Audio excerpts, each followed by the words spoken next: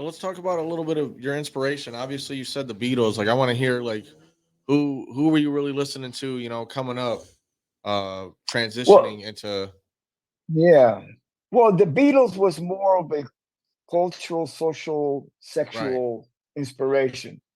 You know, I if if if mass. on You know, for TV, everybody. if on TV I would have only seen the Beatles play, I might have not had the same reaction as when the camera panned to the girls screaming.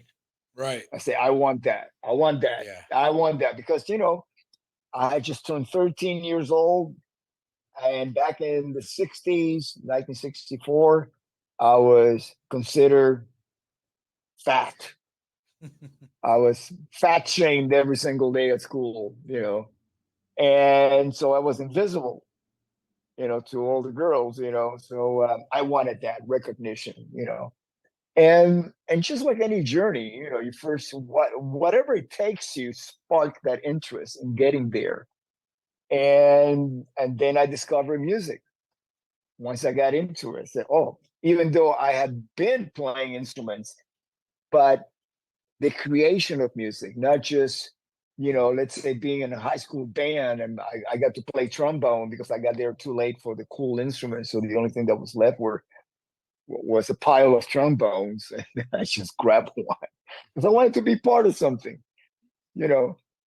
And we didn't have any, that was our social network Well, after yeah. school, hanging out. Because in school, you could not really network or talk because the teacher would say, shut the fuck up. But in so many words. Yeah. But once when you were at lunch time in school or after school hanging out, whatever, uh, they used to have these activities after school to keep you from going home and disturbing your parents because they were still at work. So they were not there to supervise you.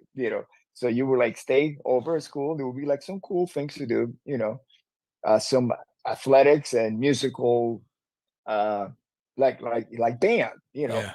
But it wasn't rock. There was no rock in it. There wasn't even jazz or anything. It was just marching band stuff. Yeah. No, let But then again, I belong to something here. I'm a part of this marching band. They don't know what I was doing, so I would fake it because I wasn't really interested in the trombone. What the hell was right. that? I mean, I like the sound of it, but for me, I can't connect with it. You know, No. Let me ask you this. Now, did you play any sports in school?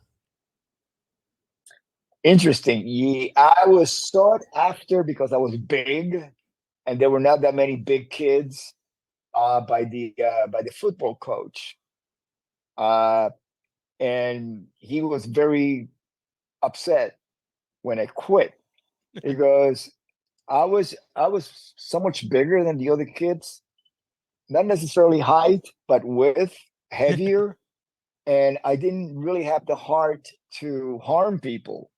I didn't want to do that. No, And it was always like, especially during football practice, it's like they had me hit my teammates really hard. And these are kids that are weren't the same biology class or whatever. yeah, These are friends of mine. I don't want to hurt them. yeah. So I said, no, no, I can't do this anymore. And he was very upset about I that. can see that you're an advocate of taking care of animals and things like that as well. So I mean, it would kind of go hand in hand. You wouldn't want to hurt a human being if you don't want to hurt an animal either. You know. No, no. I mean, I respect people that train in martial arts.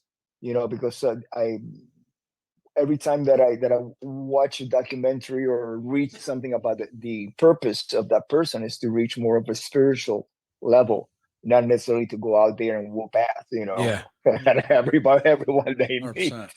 You know, Well, there's much more to but it now than Go with but but going to having said destroy. that, I really enjoyed growing Okay. up boxing because I saw it more of an art form.